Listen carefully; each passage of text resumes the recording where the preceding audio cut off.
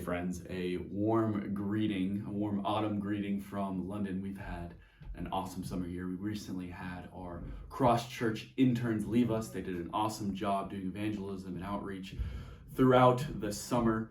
We just ended Alpha, which I've mentioned in the past. We had a couple people join Redeemer as a result of it, and a couple more people are wanting to stay in the atmosphere and hear more about Jesus. So that is an awesome thing that we are praising the Lord for, that we are encouraged by. Another thing you should be aware of, university ministry is starting around the corner. We actually have no university students at Redeemer, so it is our prayer that we would be able to scoop some up, so to speak. Most of our focus is going to be on London School of Economics, that's LSE abbreviated, and our hope would be that we would be able to start a community group there of about 4 or 5 people and start another group there, something we call a pub chat, where it's basically exactly what it sounds like. We go to a pub and have a philosophical conversation, bring up Jesus through that. Our prayer would be 4 people in a community group and maybe 4 or 5 people in an evangelistic outreach group like a pub chat. So we are praying for that. We're about to get going with that.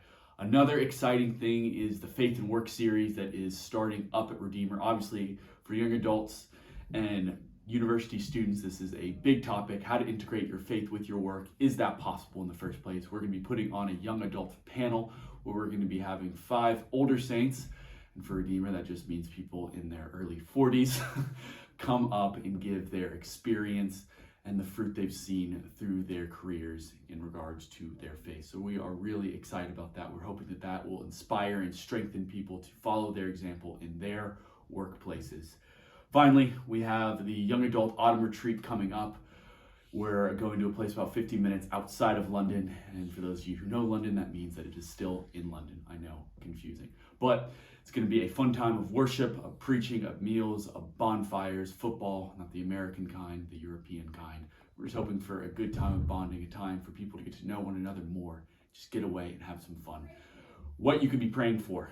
Verse that's been on my heart has been Psalm 37, verses 24 through 25. It goes like this: the steps of a man are established by the Lord when he delights in his way.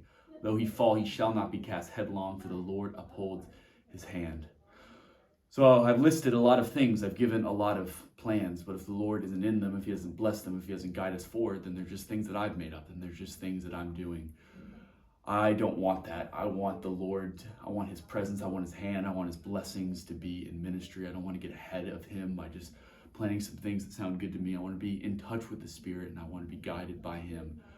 But first and foremost, that starts with me being with the Lord and delighting myself in him above all else, and not delighting in my ministry or other things that come second to that. So what you can be praying for is I would just be delighting myself in the Lord, that he would be the utmost desire in my life, and all the other things would just find their place.